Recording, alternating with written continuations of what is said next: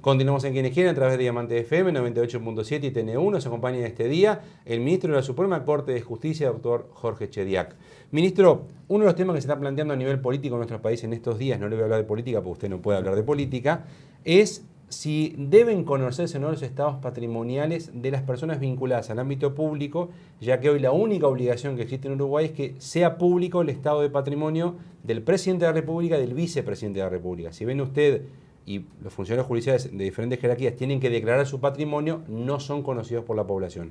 ¿Está de acuerdo con esto? Totalmente de acuerdo. Señalar, hemos trabajado en la Cumbre Judicial Iberoamericana, que es la cumbre judicial de presidentes de Cortes Supremas y Consejos de la Magistratura de toda América, 23 países. Hemos trabajado en lo personal desde el año 2008 en el eje transparencia, integridad y rendición de cuentas. Uno de los componentes de la transparencia, integridad y rendición de cuentas es la posibilidad de conocer la evolución patrimonial de todos quienes desempeñamos cargos públicos en nuestro ámbito, Poder Judicial, pero por supuesto también en el resto de los poderes del Estado. Es fundamental poder saber con qué patrimonio uno ingresa a la función pública y cómo va evolucionando, sobre todo en el caso particular del Poder Judicial, para quienes tenemos incompatibilidad, para quienes el único ingreso que podemos tener es el de nuestra ¿Usted función. publicaría, aunque no exista una obligación, hoy día su patrimonio en la página web del Poder Judicial? Claro, yo no tengo ningún problema, que además no ha variado muchísimo, ¿Pero piensa hacerlo? Sigo viviendo en el mismo apartamento que compré en el año 1983. ¿Piensa hacerlo? No tengo obligación, no lo he planteado, pero la verdad que no tendría ningún problema en hacerlo. ¿Los privados también deberían estar abarcados, como hay una idea también a nivel político que se está manejando por parte del MPP? Ahí tenemos el problema de los derechos enfrentados. La familia del funcionario, la familia íntima del funcionario, sin duda, y en el derecho comparado así se hace, deben estar abarcados no solo por la obligación de la rendición de cuentas, sino también por la publicidad. ¿Íntima es la esposa o alguien más? Es la esposa y los hijos, en principio. ¿Por qué? O sea, su esposa y sus hijos debería conocer su patrimonio públicamente. Yo creo que sí. Mi esposa también en sobre cerrado está, que en definitiva la Junta llamada Junta Anticorrupción tiene los estados. Lo que pasa es que no los conoce nadie y solamente pueden ser abiertos por orden de juez en una investigación. Es un paso. Uruguay tiene, volvamos a señalarlo, un nivel de corrupción muy baja. ¿Por qué esposa e hijos? Y déjeme, cuando se señala, no estamos vacunados contra la corrupción. Señalar, la vacuna es un mecanismo preventivo para no enfermarse. Bueno, Uruguay no está enfermo, o por lo menos tiene un bajísimo nivel de corrupción. Debería vacunarse, debería utilizar los mecanismos para limitar la corrupción que tienen muchos países que sí tienen corrupción. Sí, es importante este mecanismo de la transparencia de los estados patrimoniales, es muy importante. Hemos dado un gran avance en la obligación de hacer las declaraciones juradas patrimoniales al ingreso del cargo, al egreso y cada 2 años. Debemos ir hacia la transparencia de la misma forma que el presidente y vicepresidente de la República. Yo creo que todas nuestras declaraciones de quienes tenemos cargo de jerarquía deberían ser públicas. ¿Por qué esposa e hijos incluye también usted? Porque en la práctica analizada de cómo funciona el ocultamiento del producto de la corrupción, en general se suele fraccionar entre la familia un patrimonio que si se declarara lisa y llanamente evidenciaría el enriquecimiento. O sea, hay hijos millonarios que capaz que ni trabajaron. Hay familiares que de repente tienen ingresos menguados, pero patrimonios muy importantes que no pueden explicarse por su propio trabajo. Y eso debería ser público, uno debería acceder a la web y ver todo eso. La transparencia va hacia la posibilidad de, lo hemos hablado, de tener a 2 clics de distancia toda la información vinculada al funcionamiento de todo el Estado y al estado patrimonial de todos aquellos que tenemos responsabilidad en las 3 ramas del gobierno y, por supuesto, en todas las empresas. Privados que contraten con el Estado, ejemplo, el que le vende hojas al Poder Judicial, ¿ese tiene que mostrar su patrimonio también? A mí me parece que ahí ya está exorbitado. Volvemos, todos tenemos derecho a la intimidad. Simplemente por el hecho de contratar con el Estado, siendo que en el Uruguay hay numerosísimas empresas que contratan con uno u otro organismo, para empezar, todos quienes nos abastecen, desde lápices a computadoras, automóviles.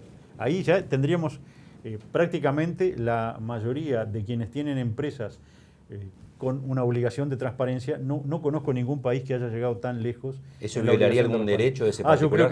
Yo creo que sí, viola el derecho a la intimidad. O sea, sería inconstitucional. No hay presunción ninguna que se pueda aplicar respecto a la venalidad o a que se esté violando la ley en la contratación. Lo que hay que hacer, sí, es que también en la página web de todos los organismos públicos estén todas las contrataciones que se hace el Estado y con quién lo hace con el mayor detalle posible. Pero no el patrimonio de ese privado. No el patrimonio, señalando además que por la modalidad de funcionamiento del comercio y la industria en Uruguay, un enorme porcentaje son personas jurídicas. Entonces, ¿qué vamos a hacer? ¿Los balances de las personas jurídicas? Bueno, sí, los balances. Ahora, se iría hasta la obligación de transparentar los patrimonios de quienes son accionistas de esas personas jurídicas. No conozco democracia que haya transitado tan lejos hacia la obligación de transparentar. Porque los que tenemos la obligación de ser transparentes somos los funcionarios públicos. ¿Esa violación de la intimidad sería anticonstitucional, sería inconstitucional? Yo creo que habría que mirarla con lupa. Me parece importante seguir avanzando. Pero sí viola la intimidad. A mí me parece que sí. A mí me parece que sí. Y si viola la intimidad, la Constitución protege la intimidad de las personas. La Constitución protege entonces, la intimidad. Y no todo mecanismo que tenga un objetivo loable es constitucional porque choca con determinados derechos. O sea, esto sería inconstitucional entonces. A mí me parece, sin prejuzgar prima facie, que más allá de todos los funcionarios públicos que pero le parece sin prejuzgar que es inconstitucional o no. Yo creo, en principio, que abarcar a quienes contratan con el Estado, por ejemplo, suministrando productos, es demasiado, exorbita el marco constitucional. Entonces es inconstitucional. A mí me parece. Una de las cosas que se aplican en otras partes del mundo, y ahora que se está con el tema de reforma de códigos penales y demás, es la negociación. La negociación entre jueces, fiscales y la parte indagada, la parte que está siendo investigada. La explicación que dan en estos sistemas, sobre todo en el derecho anglosajón, es le ahorramos trabajo a la justicia porque la persona sabe que la tenemos, nos va a complicar la vida para poder meterla presa y negociamos con él porque en definitiva, bajando unos años, el Poder Judicial, la Fiscalía, o sea, la sociedad en general, logra una respuesta más rápida. En Uruguay eso no existe.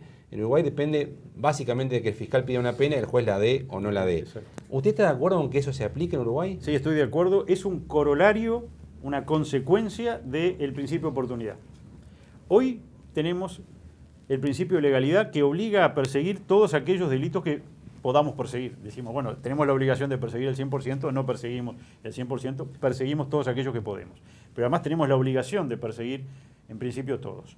El principio de oportunidad es, bueno, hay en determinadas hipótesis la posibilidad de no perseguir determinado delito, pese a que sepamos que se cometió el delito y no solo sepamos que yo, por ejemplo, cometí el delito, sino que el Estado tenga pruebas contra mí de que cometí el delito. A ver, un ejemplo, no persigo al ladrón de gallina. No persigo el delito de bagatela, que es el hurto de poca monta.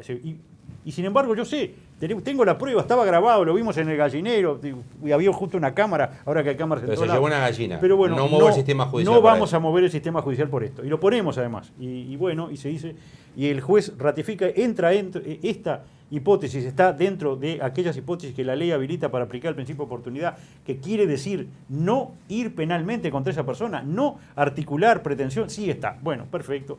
Lo cerramos aquí y de repente hacemos algún tipo de medida sustitutiva y aquí se termina, utilizamos los recursos del Estado para los delitos graves. Y lo que usted señala, de alguna manera la justicia restaurativa, la posibilidad de negociar la pena, de negociar algún tipo de reparación distinta a la privación de libertad de quien cometió el delito, es también, y ahora se va a plasmar un poco, en forma un poco más clara en estas modificaciones que están pendientes, que ya se acordaron el propio Código del Proceso Penal dentro de